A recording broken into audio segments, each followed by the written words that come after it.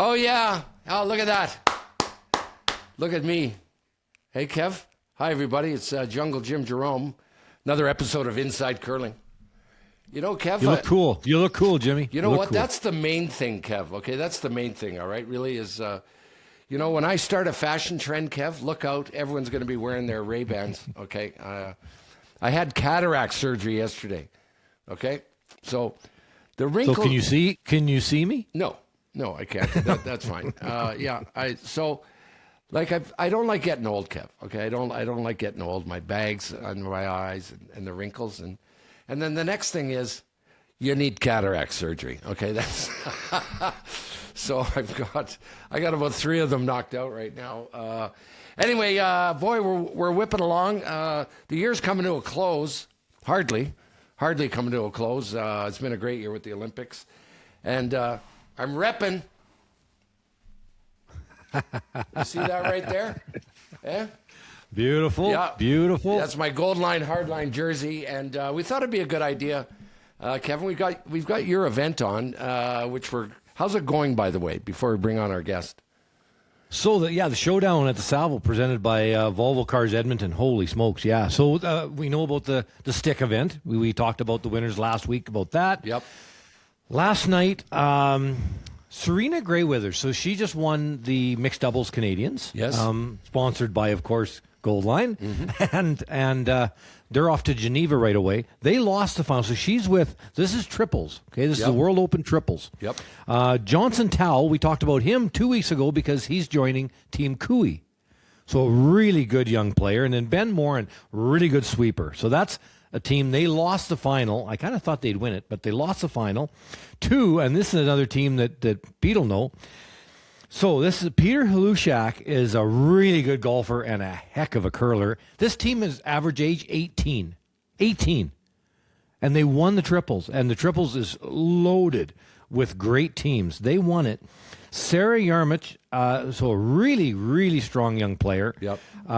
These are all Bears and Pandas, by the way, from the University of Alberta. Okay. And Lucas Sobiak, so he's an extremely good sweeper. But if you can imagine, 18 years old, they're just moving into junior out of the U18. They got homework to do. Never mind. They got homework, and so they won it. They stole coming home. They won 5-4 in the final.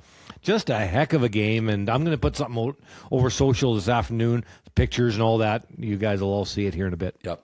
Awesome. Yeah, a couple of things. Of course, Guju, we all know by now, announced his retirement. There were some other ones. Vic Router, we got to give a shout out to Vic. Got to give a shout out to Vic. Yeah, that's Vic. For sure. Yep. Yeah, a staple in our sport for I wouldn't know how long. 104 years. He did it for 104 years. Yeah. Forever. One guy that, you know what, I'd see Vic a lot, obviously, at various events, and he'd always remember Shauna, the kids, what's going on. Like just a really great guy, smart guy. So he'll sure be missed in our sport. Did a lot for our game for a long, long time. Remember the days of Ray Turnbull and Linda Moore? Yeah, sure. Yeah. And Vic, and just go back over the years. Wonderful stuff. Yeah. I think there's a couple other teams that broke up, Kev. Am I mistaken when I say Team Italy? The men's team? I think they dispersed, haven't they? You are correct. Yeah, Joel Retornaz is going on with another team, and young Spiller. So Stefano Spiller is moving in, and his brother at lead, who's going to be at the Salvo. So Stefano Spiller, I said he's a phenom, and he's going to win a lot in his life. Fantastic young player. I asked him at the Men's World, I said, so you must be coming back to the Salvo because he won the World Junior Mixed Doubles last year. Yep. And so he said, no. I said, well, who beat you? My brother. Oh. And the championship was won. I forget. I'm really sorry. I forget Stefano's partner's name right now. I didn't realize we'd talk about it, so I didn't have it written down. But anyway, it's actually her sister. So it's Stefano's brother. Yeah. And her sister, who are coming to Edmonton to play in the World Junior Mixed Doubles. Oh, cool. So very cool. Super cool. Very cool. Yep. Silvana Terenzoni, Kev. She's hanging it up. That's it. Yeah, she's done that's okay. No surprise. She's done okay. Yeah, she's done okay. Another legend of our sport. That's just it was time to retire, and we're losing a lot of fantastic players this year. But we've got people like Serena coming in and like Peter Lushak and like Stefano Spiller and young Hebert won U.S., the Johnson girls from the U.S., and so on. There's just all this strength coming up in the young age. So it's okay. You get old, you've got to retire. It's okay. The young ones are coming in behind. So if you're really frustrated by now, while listening to our show and watching it for the last 6 minutes, how many of you have been screaming going, okay, who's the guy on the left, okay? Is there some dude here that you're... of course, it's our favorite sponsor, Pete Townsen, with Goldline Hardline. Not the drummer, right? Isn't the drummer Pete Townsen? I bet no one's ever brought that up with you, Pete. Eh? No one's ever said... No, I've never even heard of that band. I don't know what you're talking about. Yeah. Thanks for taking the time. This is we were talking off air a little bit. Really appreciate you sponsoring our show and all the other people you sponsor. There's hardly 10 minutes that goes by that someone doesn't say they're using your equipment. And you've had a great year. We thought we'd bring you on to talk about all sorts of stuff that you want to. I told you I'm repping, okay? Yeah, I love it. It's such a great design. Tell me give full about credit. it, by the way, this design. Yeah, so Aaron from our team partnered with a Indigenous artist who helped us to bring that whole thing together. And they just, I don't want to go into all the detail because that really is Aaron's baby, and she knows it so well, but they did a phenomenal job. Like, it really does look great. I know there's the maple leaf and there's also the hummingbird that goes along with it, which we put on a lot of garments. And it was all designed around that Olympic category of products that we had this year. And I think we're going to continue this line on as the True North line that we've got in our product lineup. And yeah, it absolutely looks phenomenal. And it's a great tribute to Canada and to our roots. So I love it.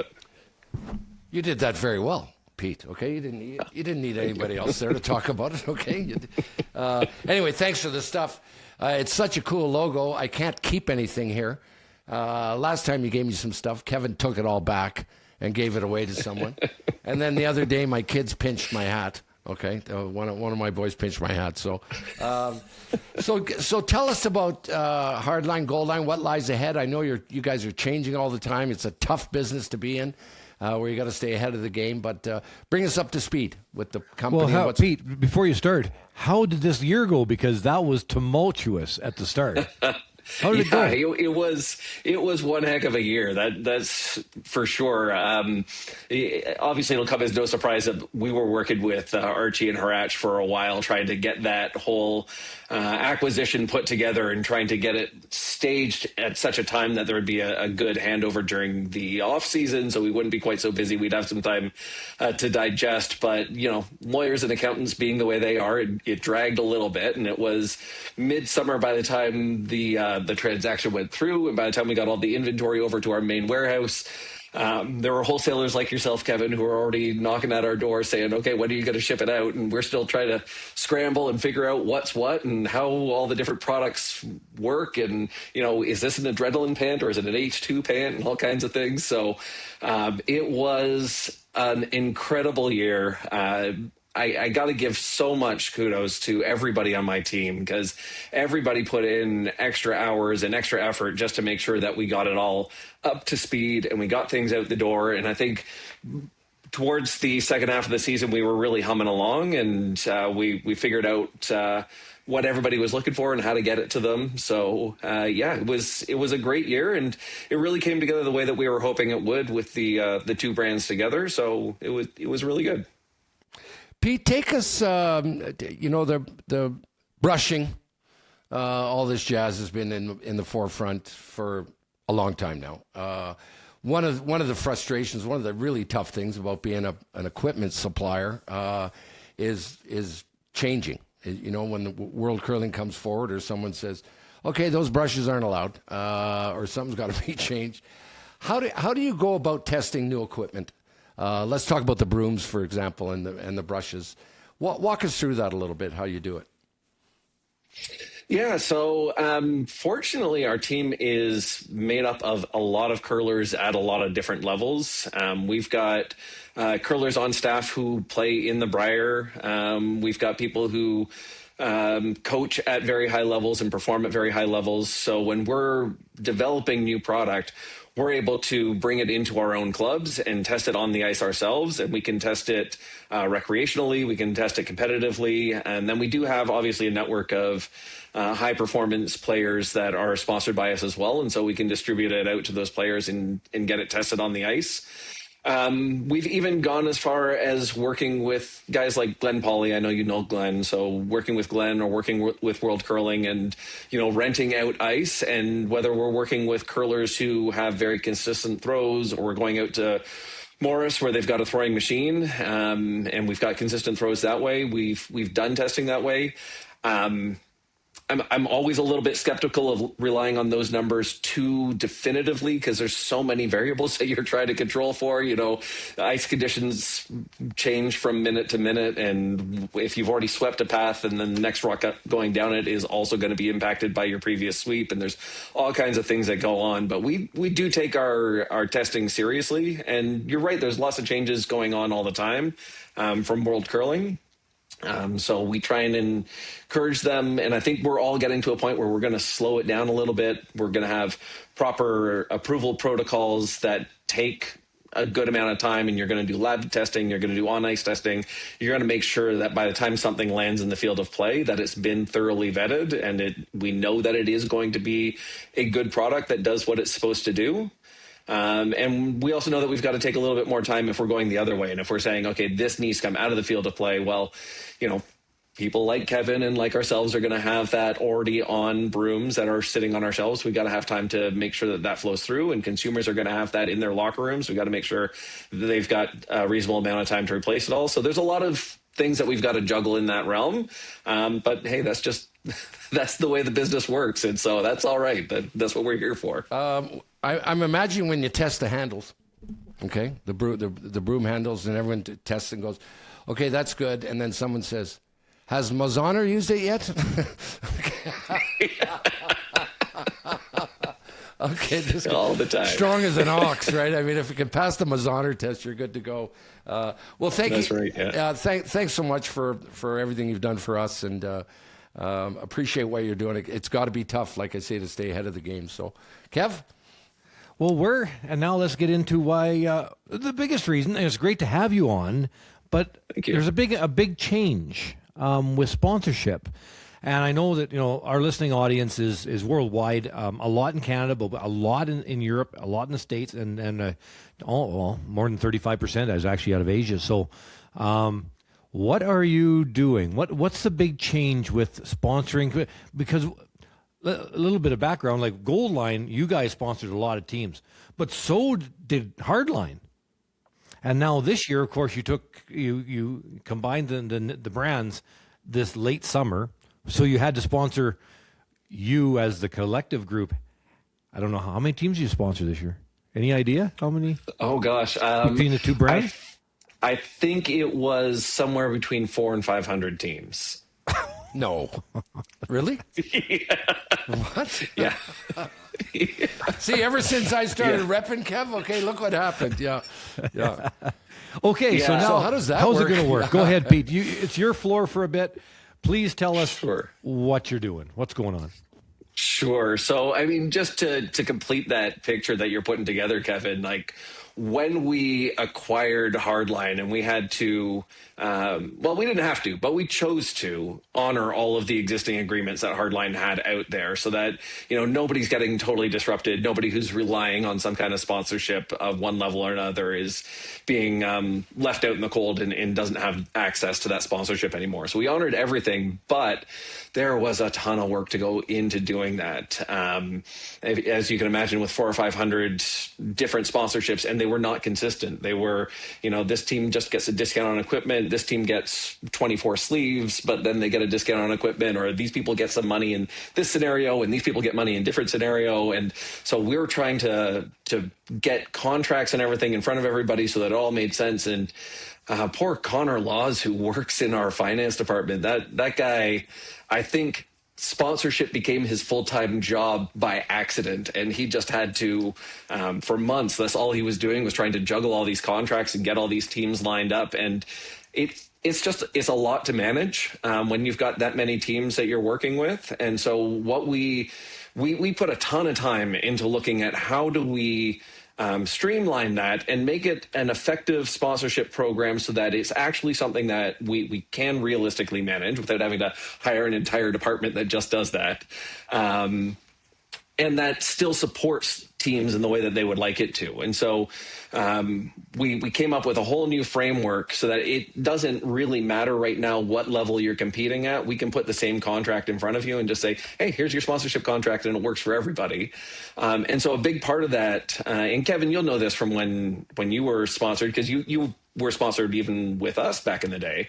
So I think most of my career actually was Doug, your Aaron's dad. Yeah, that's right. Aaron, you were talking about, of course, is Aaron Flowers, and it was her grandfather, Ed, who started the company. Yes. And then Doug took it over, and then now Aaron with yourself and Andrew Brett. So just kind of to give everybody the framework of that. Yeah, you're a third generation sponsored guy now, Kev. You're getting Well, and to add into that, Kevin, I don't know if you know this, but I actually went to preschool with Aaron, so I've known her since I was about knee high. So yeah, we go back quite a ways. But when we're doing that traditional sponsorship, we're trying to make a lot of guesses as to where are we going to get some high profile like exposure to our products. And so we're going to offer these teams X amount of dollars to go into the season, hoping that we get that exposure. And sometimes you hit, and sometimes you miss. And sometimes you miss in a way that's not terribly beneficial to the athletes. Like if you look at this past season, there were a number of teams that got into the Scotties and Brier who are fresh faces, new faces to everybody, that we weren't really, they weren't on the radar for them to make it into those events. If you weren't in the know and if you weren't on the inner circle, and they wouldn't necessarily be on a sponsorship list either. And so you've got a guy like Jaden King is a great example who makes his way into the Brier and all the way into the playoff weekend. And his sponsorship dollars were relatively small because that was him outperforming expectations. And so we said, since we're now essentially sponsoring the entire field, a more effective way of approaching this is to have performance earnings based on how you perform throughout the season instead of trying to guess a base right up front. And so now what we're saying is you could be a tier 1 where you're getting all your equipment for free, or you could be, a tier 2 where we're giving you some equipment to get started. But regardless, you get entered into this performance earning pool. And if you go into one of these events, if you make it into a slam, if you make it into the Brier or the Scotties, and you make it into the championship weekend, then we're going to give you some sponsorship dollars to recognize that hard work and that accomplishment that you've got, and because we're getting that extra exposure from you making it that far with our equipment. Okay, but you'd still have your big dogs, your Rachel Holmans, your Mojan, or everybody would want him on your broom, obviously.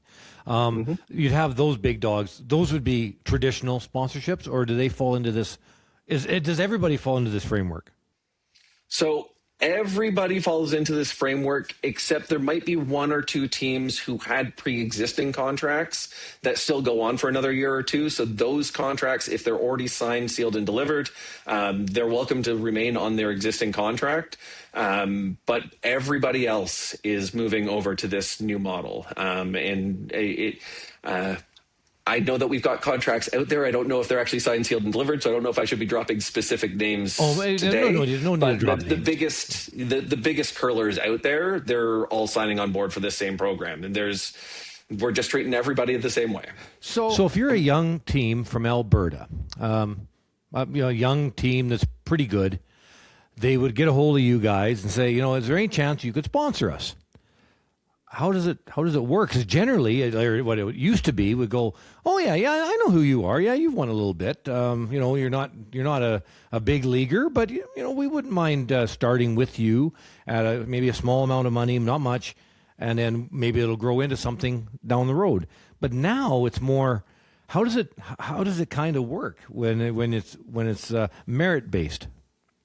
Right. So with a team like that, traditionally they probably wouldn't be getting cash up front. They would have been getting some amount of equipment to get them started in the season. And so we're still going to do that. And we're going to give those teams some equipment to get started. And then if they break through and they get into a slam, and we know that the slams have all these new qualifying events, so there's going to be people getting in that might not have previously.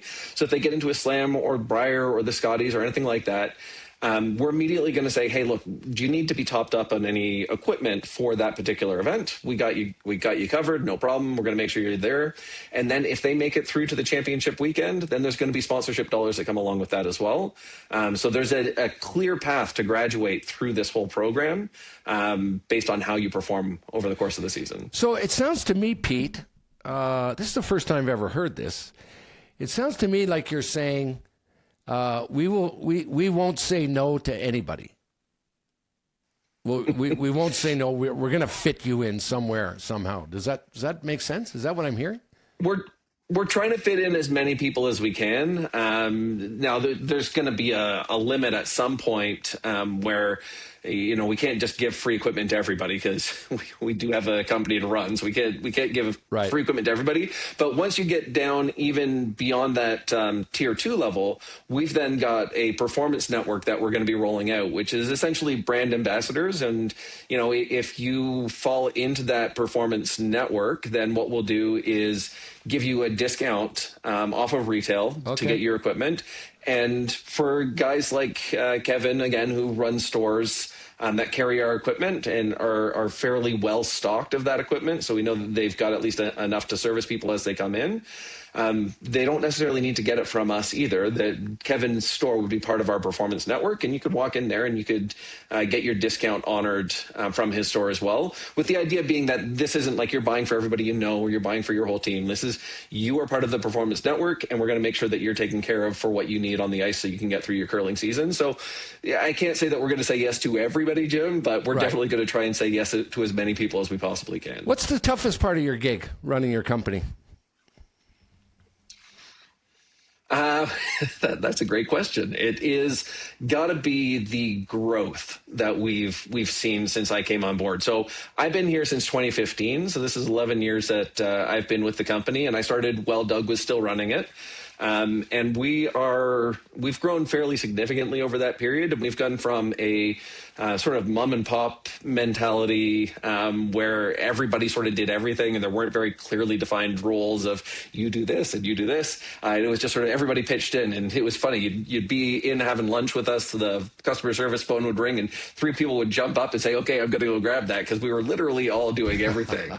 But we've gotten to the point now where we have to specialize. And so, running the day-to-day in a business where we're trying to grow and specialize and make sure that people are getting things done. And we're even at the point where we've just had to hire somebody to, document what standard operating procedures are and make sure that people know how they're doing them. So it's not glamorous, but for me, that's the most challenging part of running the company at the moment, is just those growing pains of getting into a larger organization. We often talk about the growth of curling. Kevin's always spoken about that. With his commitment to grow the game, and all the curlers that we have on, which are world class all the time, talking about the importance of getting people involved. I always said the best way to talk about whether the game is growing or not is talk to a sponsor, talk to a manufacturer of equipment. Oh yeah, that's you. Is the business growing, Pete? Talk to us about the whole industry of curling and where it's at. Yeah, so I mean, that's definitely my sense of it. A number of years ago, Curling Canada actually used to put out the profile of a Canadian curler every couple of years, and it was great reading because it didn't just say who a Canadian curler was, but it showed like how many people were participating every year, and it was definitely growing. And I think that has continued. Our numbers would seem to suggest that it is continuing. And it's always a tough story, right? Because I know you guys have talked about the clubs that we've lost and the ice that we've lost. And that is part of this story. But on the flip side, I think the clubs that are there are getting are having growing membership in most cases. And I do want to give kudos where it's due to Curling Canada on that, because they've been running a program for a number of years called the Business of Curling. And I try and get out to that whenever I know that they've got one going on that I can get to. But they are sitting down with local board members from curling clubs. They're saying, look, these are the things that we see that are working, that are helping clubs to grow. Because there were a lot of clubs, if you went back 10 or 15 years, there were a lot of clubs who they were still the same members who opened the club or had been there for decades, and they were starting to age out, and they weren't doing a lot of outreach at the time. And so in the last number of years, in large part thanks to these Business of Curling symposiums, a lot of the clubs are trying a new method of outreach, and they're restructuring their clubs. So they might realize, like, oh, hey, we're a bedroom community. People need time to commute, and so we need to start our draws later. Or maybe people work real close, and, you know, if you're High Park and you're right downtown and people live in the area, maybe you can live and work in the area. Maybe you can start a little bit earlier. Or maybe you need to try something like registering as a team. And I don't care if your team's got 4 people on it or 20 people on it. As long as 4 people show up every week to curl, that's totally fine as well. And so there's lots of different ways that clubs are approaching this now, instead of everybody doing the same thing, and they're being tailored to the communities that they're in and the people that they're trying to draw in. And I think from my perspective, it appears to be working. I see more and more curlers every year. And I know in my own club, I curl out of Acton, Ontario, and I know that our own club is growing, and we've seen the demographics sort of turn over, and we've got a lot of younger people curling as well. So I think we're doing all right. I think we're pretty healthy. Beautiful. Acton.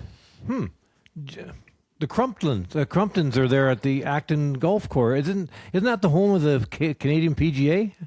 Yeah, that's right. Yeah, the Acton. PGA is just down the road. Yeah, you got it. Well, yeah, and there's a beautiful golf course there. Blue Springs, I think it is. What are you, a savant, Kev? What are you, Norm from Cheers to know all this? What's going on? The Crumplins, they ran, Martin made a lot of baths. And anyway, I went to their place there, and we played a round of golf on that beautiful golf course. Back in the day. That's just funny when you mentioned that word. So Acton, Rena and Martin Crumplin. So Rena, she ran Mars Canada, and you were one of our sponsors, but they were like our title, our big sponsor, Mars Canada. And then Martin, he made bats for his kid, and that. So I ended up going to their place as a big sponsor and having dinner and golfing there. And that's how I found out about the course, and of course that the CPGA was from there. So anyway, sorry about that. I just you really sparked my my memory there when you mentioned Acton, Ontario. But anyway, curling clubs. I wanted to talk about this because you did such a great job of telling how your company had to change, rather than the ma and pa type of thing. Curling clubs, the ones that are doing really well, seem to be doing a lot that is like 10, 15 years ago. The way they operated isn't the way it's operated today. Yeah. And I think that's a big one. You've got somebody like, it doesn't matter, pick a building. Bobby Popel at the Thistle in Edmonton. He's got mixed doubles. He's got triples. He's got 4-person. He's got stick. He's got wheelchair. Same at the Salvo. We've got a wheelchair league, lots of stick curlers. We got the old guys in the morning. We've got mixed doubles. We've got triples, an event that just ended last night. So you know what I mean? There's lots of different disciplines going on. Is that kind of the same thing where you're at in Ontario? Because, of course, I'm out in Alberta. So it's interesting because my specific club, so I'm in the Acton Curling Club, and so we did have mixed doubles going, and I think, to be honest, I think that COVID knocked that off, and I don't know that we do a whole lot of mixed doubles anymore. Actually, that's not entirely true. We do still have a day league that does some mixed doubles, but we don't have an evening league for it anymore.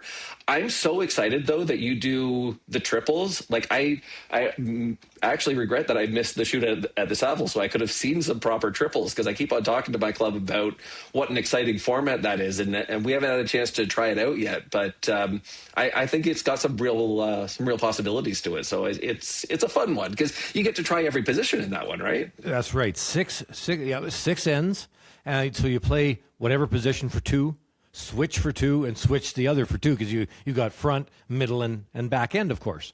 And you probably powered up. The last 2 ends are double points, the 5th and 6th. And I think for club curlers, it's so good because, of course, we've had Andrew Brett on as well, and now one of your partners at Goldline. Yeah. And he's curled now for quite a few years, but he entered the club as a beginner, so he was lead. All these years later, however long he's been with Goldline now, many, many years, he's still the lead. So, because once you're lead, unless somebody dies, you're the lead. Yeah. You're the lead.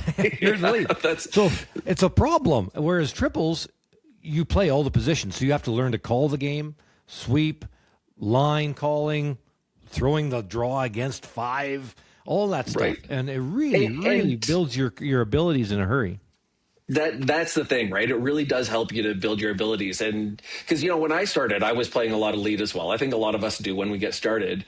And then my wife and I play, you probably talked to Mandy quite a bit. So my wife, Mandy, and I play on the Friday mixed, and we play the back end now because we started our own mixed team a couple of years ago. So she calls most of the game, but I throw last rocks just because she wants me to sweep more than she does.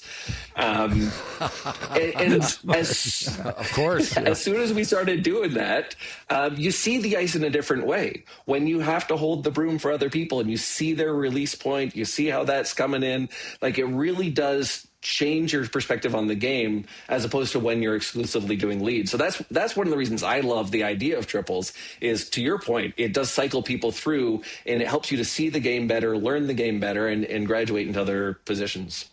Hey, Jimmy, before we I know Pete, he's got to get going pretty quick. I know he's got a million things going. I wanted to show you this because you and the company and Goldline were involved in the Rock League that just happened a couple weeks ago.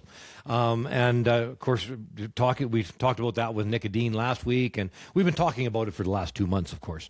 But Mom found, so there was a pro league that started in 1996, and I don't think everybody believed me that there was, but Mom found the program. This is the program from 1996. Who's there? Who are the faces? I love it. You got Don Bartlett. Yeah. And then myself. Yeah. Don Walchuk and Sean Broda. That was our team in 1996. 30 years ago. We were called, now where is it at? Right there. The Edmonton Freeze. Oh, there you go. Okay. Yeah. So when you open up the program here, I'm just going to open it up. And one thing Moe's Sports Bar. Moe's Sports Bar was really popular with curlers. It was called Moe's. It says, follow the 1996 World Curling Tour on Moe's huge 20-inch TVs. 1996. So that's how big phones are now. Yeah. Yeah. Oh, my goodness. I looked through, and so it was Dale Saville. So at the time, Bruce Saville's wife, Dale, she bought us. So she owned the Edmonton Freeze. Wild Bill Hunter was the president and commissioner of the league. So he owned the Oilers for a while in Edmonton. He tried to bring the St. Louis Blues to Saskatoon, and almost did. He started the WHA and signed the first $1 million. Hey, you guys, who was the hockey player who signed the first $1 million contract? Bobby Hull, and where was it signed? Winnipeg. Where? What, like, I don't know. If I know Bobby Hull, it would be in a bar somewhere. If I know. No, it's right downtown. But that was Bill Hunter. So the first $1 million hockey contract was not signed by the NHL. Oh, okay. It was by the WHA. And now it was Bill Hunter. And then you've got Merv Bodnar-Chuck. He ran a thing called the Anaheim Earthquake, a curling team, and he threw lead on it. Way back then, Anaheim had a team. Way back then. Wow. So here are the teams. So you got Pat Ryan and Lukowicz. They were the Anaheim Earthquake. Okay. And we were the Edmonton Freeze. Okay. This is going Why to be fun. didn't you pick Anaheim, Kev? That's a smarter place. Yeah. A little bit warmer. Yeah. Okay. And you got Al Hackner and his team were out of Saskatoon. Somerville. Now, Tim Somerville, they beat us in the bronze game in the 92 Olympics. They were out of Chicago. Team Somerville. Super cool. Yeah. And you've got Rick Folk. He was living in Kelowna at that time, out of Vancouver. Russ Howard with Glenn, and they were out of Detroit. No kidding. Wow, I had no idea about this. Jeff Stoughton, out of Winnipeg, of course, makes perfect sense. Kerry Burtnick, New York. So that's where they were played out of.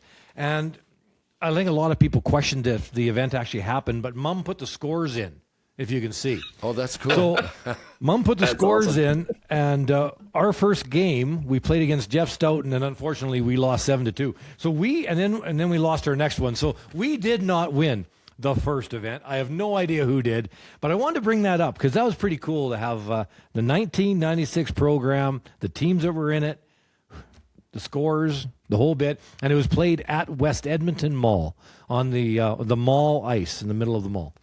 Oh, that's so cool. Yeah, super cool. And it just reminds us once again, Kevin, how old you are. That was but I had a full head of hair. Yeah, there you go. Pete, before we let you go, I would guess the sport of curling is very unique in when it comes to Goldline, Hardline, because you probably go, well, if we're going to get some opinions, we're going to get some curlers involved with our new brooms and what we're going to do. You got to go to the captains, the skips.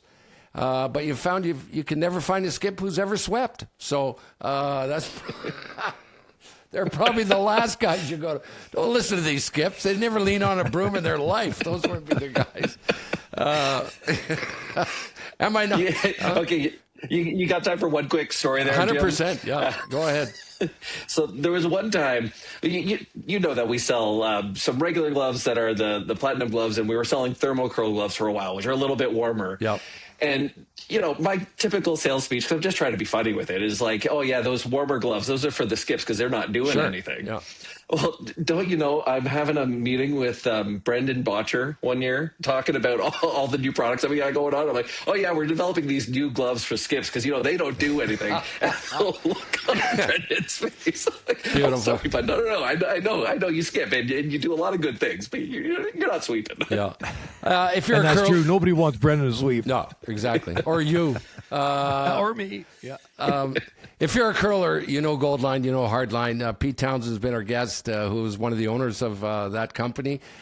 Pete, great year for you. We really appreciate you coming on, and congratulations on the growth of the company. And I probably threw you under the bus when we started the interview, saying, hey, anybody in the world, phone Pete today. We'll give you his phone number, and he's going to sponsor you. No, easy now, Jim. Easy. Okay. But obviously, you're doing a ton for curling at all levels, and way to go. Well done, Pete. Thanks very much for coming on. Great. Thanks, guys. Thanks for having me. Thanks, Pete.